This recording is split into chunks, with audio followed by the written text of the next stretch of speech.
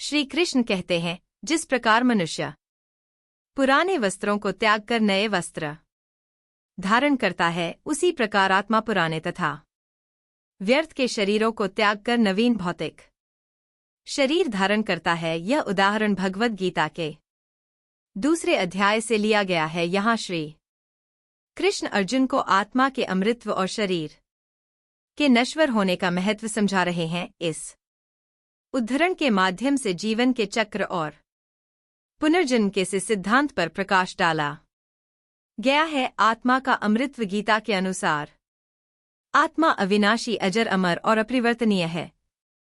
यह शरीर के साथ नष्ट नहीं होती, बल्कि यह अनंत काल से अस्तित्व में है और अनंत काल तक बनी रहती है। शरीर एक साधन मात्र है जिसका उपयोग आत्मा भौतिक संसार में अनुभव और कर्म करने के लिए करती है। जैसे एक व्यक्ति नए कपड़े पहनता है, वैसे ही आत्मा नए शरीर को धारण करती है जब पुराना शरीर अनुपयोगी हो जाता है। पुनर्जन्म का सिद्धांत। पुनर्जन्म का सिद्धांत भारतीय दर्शन में एक महत्वपूर्ण भूमिका निभाता है। आत्मा अपने कर्मों के अनुसार नए शरीर में जन्म लेती है। यह चक्र तब तक चलता रहता है जब तक आत्मा मोक्ष प्राप्त नहीं कर लेती। गीता के इस श्लोक में आत्मा की इस यात्रा को सरल शब्दों में समझाया गया है।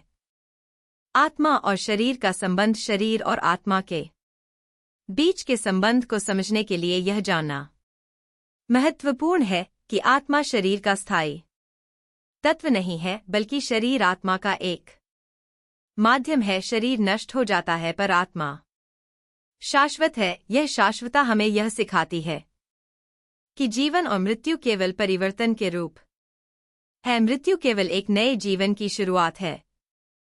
एक नया अनुभव प्राप्त करने के लिए आत्मा एक नया शरीर धारण करती है। भौतिक जीवन और आत्मा की शुद्धता। भौतिक जीवन की क्षण मन दृढ़ता और आत्मा की शुद्धता का संदेश इस श्लोक में स्पष्ट रूप से दिखाई देता है।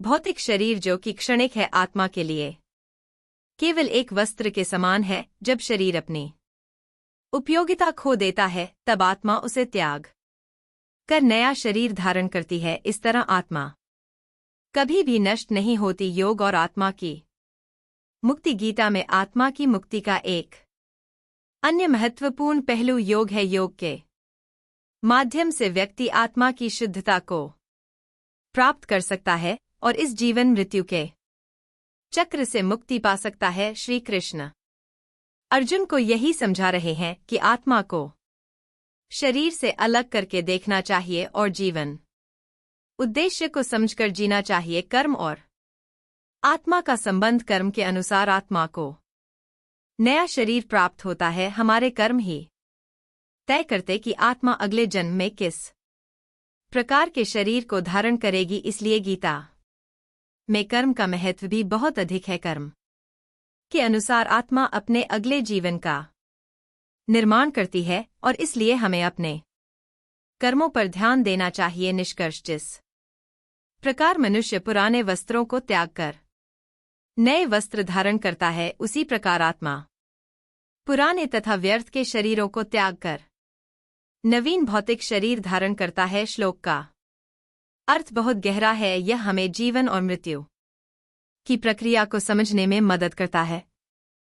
आत्मा की शाश्वतता और शरीर की नश्वरता के इस ज्ञान के साथ हमें जीवन के प्रति एक नया दृष्टिकोण मिलता है। यह श्लोक हमें यह समझने में मदद करता है कि मृत्यु केवल एक अंत नहीं, बल्कि एक नई शुरुआत है। यह ज्ञान हमें भय मुक्त करता है और आत्मा की अनंत यात्रा के प्रति आश्वस्त करता है। जीवन और के इस चक्र को समझकर हम अपने कर्मों और आत्मा के शुद्धिकरण के माध्यम से मोक्ष की प्राप्ति कर सकते हैं।